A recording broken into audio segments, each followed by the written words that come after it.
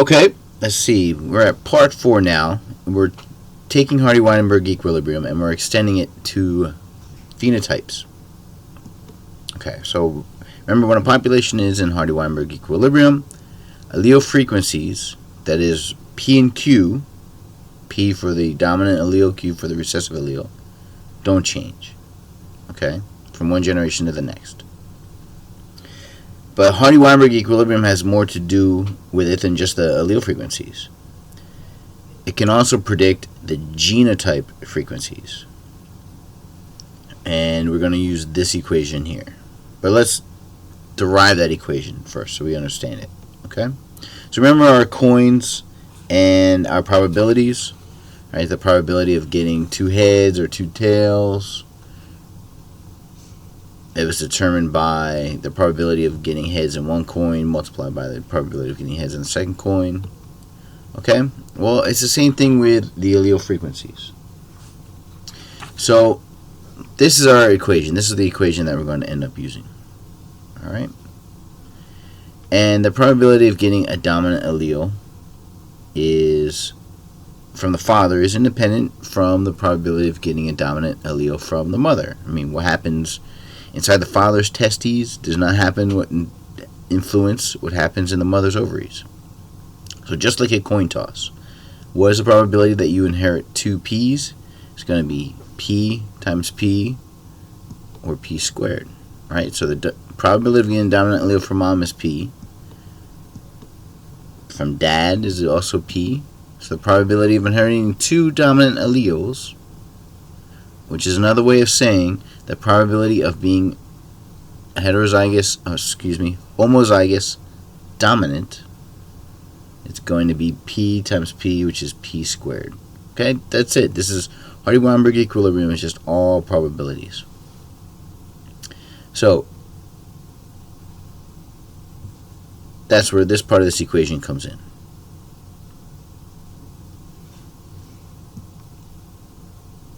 P times P is equal to P squared. The same logic applies to inheriting 2 recessive alleles. Probability of getting one recessive allele is Q, getting the other recessive allele from the other parent is Q. So the probability of being homozygous recessive is Q squared. Now what about heterozygotes? It gets slightly more confusing, but not too bad. So if you get a dominant allele from your dad, the probability of that is a P. If you get the recessive allele from your mom, the probability of that is Q. So P times Q is PQ. However, you can also inherit the recessive allele from your dad and the dominant allele from your mom. And the probability of that is going to be Q times P, or QP, which mathematically is the same thing as PQ. Okay? So, let's go back to our coins real quick. This is what we're talking about. This is essentially our heterozygote probabilities. One of each, a heads and a tails. And so in this situation here, we inherited a heads from, we got a heads on the second coin, we got a tails on the first coin. And this one we got a heads on the first coin and a tails on the second coin. Alright. The probability of this up here is 0.5 times 0.5, 0.25. The probability of this down here is 0.5 times 0.5 or 0.25. Okay. But what do we do? What's the probability of getting 1 heads and 1 tails? It's going to be this value here, which is 0.25, plus this value here, which is 0.25. Because these events, right, can combine to produce the same result. Okay? So for heterozygotes, probability is going to be P times Q plus P times Q, which is equal to 2PQ. Right, there are 2 ways to become a heterozygote. We add them up, 2PQ. Okay. So the probability of becoming heterozygote is 2pq. So in a population in Hardy-Weinberg equilibrium, the chance of an individual being homozygous dominant is p squared. Homozygous recessive is q squared. Heterozygous, 2pq. Now, these are the only options you can be. Okay, remember, we're only talking about 2 alleles in this population. You could only be this, this, or this. So the probability of being one of these 3 has to be 100%. You have to be one of those 3. So that means each of these probabilities must therefore add up to 100%, or because we're using proportions, 1. And that's why we get this. So p squared plus 2pq plus q squared is equal to 1. Simple enough, right? As long as you guys understand these things, you should be able to, you don't have to memorize the equations. You can just write them out. Alright. So, if population's in Hardy-Weinberg equilibrium, the allele frequencies don't change from one generation to the next. And the allele frequencies will predict the genotype frequencies in that. Okay? So this allows us to make further predictions in the test for Hardy-Weinberg equilibrium. The number of individuals of different genotypes does not match the predictions, then the population isn't in Hardy-Weinberg equilibrium. So even if the allele frequencies match up, if the predicted frequencies of the genotypes don't match up the observed frequencies of the genotypes, then there's some non-Hardy-Weinberg equilibrium stuff going on. Okay, so let's extend this just real quick to phenotypes, right? So these are the genotype frequencies, but they can also tell us about the phenotypic frequencies. So the allele frequencies is going to be just the alleles. The alleles are dominant and recessive, and they must add up to 1. The genotype frequencies are going to be homozygous dominant, heterozygous, homozygous recessive, and they have to add up to 1. The phenotype frequencies, well, it's going to use the exact same equation, right? Because remember, the genotype is going to determine the phenotype. But these two values right here, the p squared and the 2pq, they both lead to the dominant phenotype. And the q squared is going to lead to the recessive phenotype. Okay? So, the proportion of dominant phenotypes in the population is going to be p squared plus 2pq. The proportion of recessive phenotypes in the population is going to be q squared. Okay, so you see they're all related. So we can relate all of these together. And if we know the allele frequencies, then if a population is in Hardy-Weinberg equilibrium, we will also know the genotype and phenotype frequencies. Okay. So here's some important rules to remember when you're calculating Hardy-Weinberg equilibrium values. Okay? These are proportions. All of the p and q values should be less than or equal to 1. They should all be decimals. Okay? Now, if there is only one allele in a population, right, so if there's only the blue alleles, then it's going to be equal to 1. But in every other case, it'll be less than 1. Okay?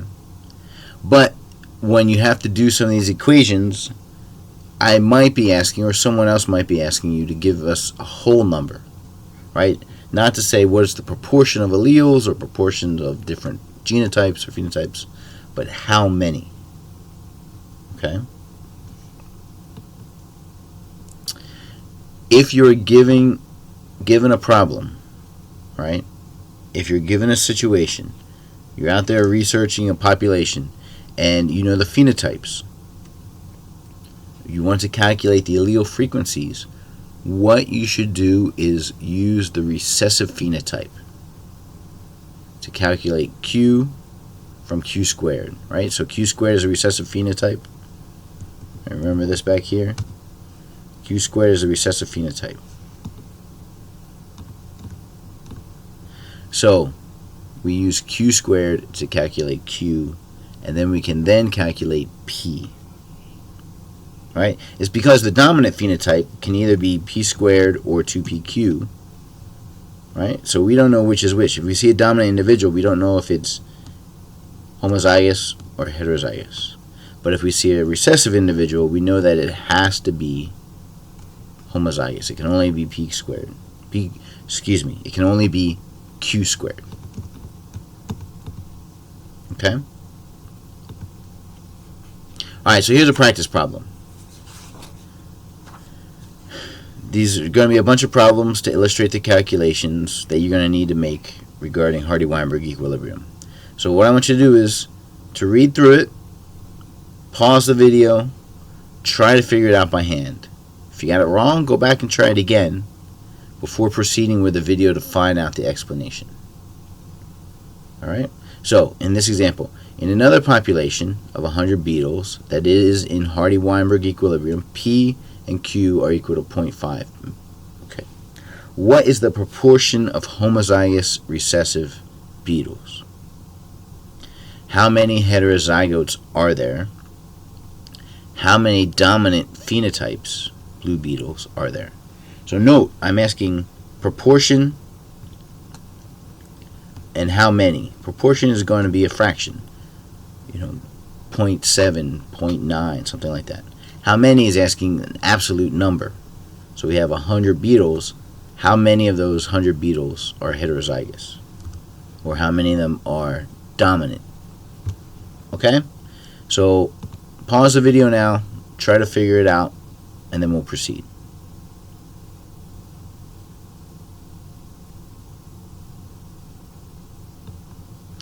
Okay, so hopefully you got the answer.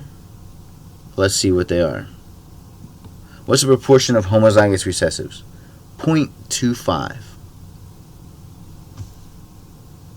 How many heterozygotes are there? 50. And how many dominant phenotypes, that is blue beetles, are there? 75. Okay, so if you didn't get it, go back, see if you can work out these right answers, okay? But then in 1 second or so, we'll go through the explanation.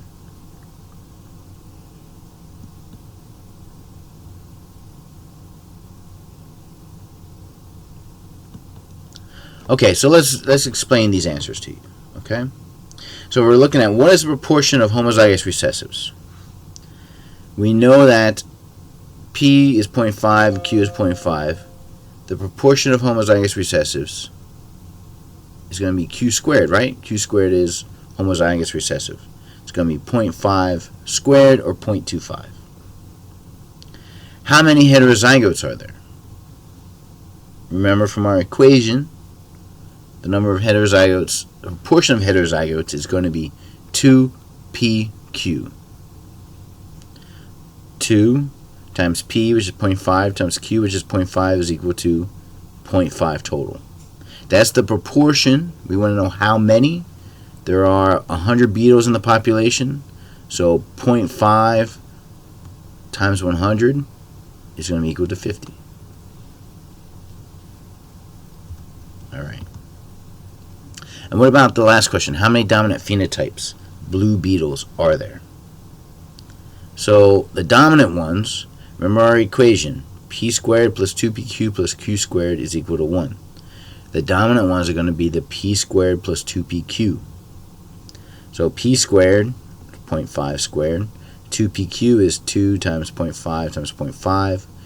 This is equal to 0.25 plus 0.5, 0.75. But we want to know how many.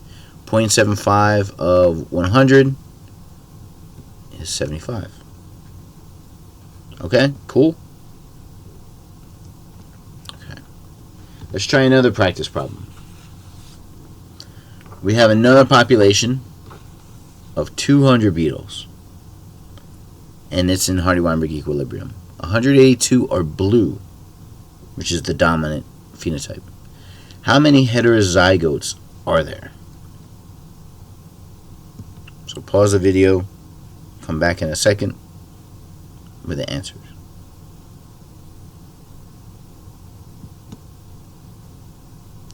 Alright, there are 84 heterozygotes. Hopefully you got that right. If not, go back, try to get the answer, and then we'll proceed with the explanation.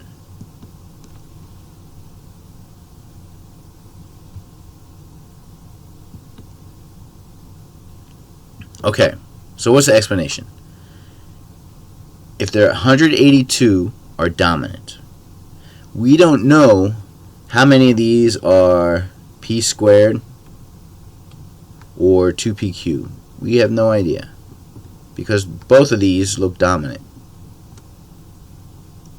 Whoop, question mark.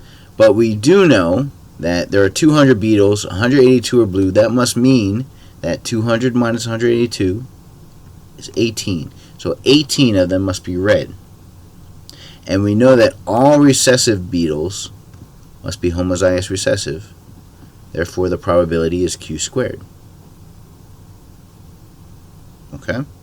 So, we have 18. The proportion of the recessive phenotypes is going to be 18 over 200. We have to get the proportion. Remember, Q is a proportion, so we have to get the proportion. So 18 over 200 is equal to 0.09. So Q squared is equal to 0.09. Okay, we're not there yet, but we know Q squared now. We can then use Q squared to calculate Q. The square root of 0.09 is 0.3. So now we know Q is 0.3. And because P and Q are equal to 1, P plus Q equals 1, P must be 1 minus Q, so P is equal to 0.7. Alright? So, the proportion of heterozygotes, therefore, must be 2pq, 2 times 0.7 times 0.3 is equal to 0.42. That's the proportion. Okay, we want to find out how many.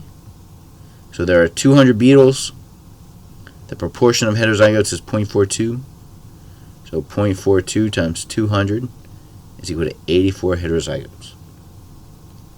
Alright, hopefully you got that. These are very important calculations, so make sure you are able to do these. That's where this video is going to end. We'll pick it up next in part 5.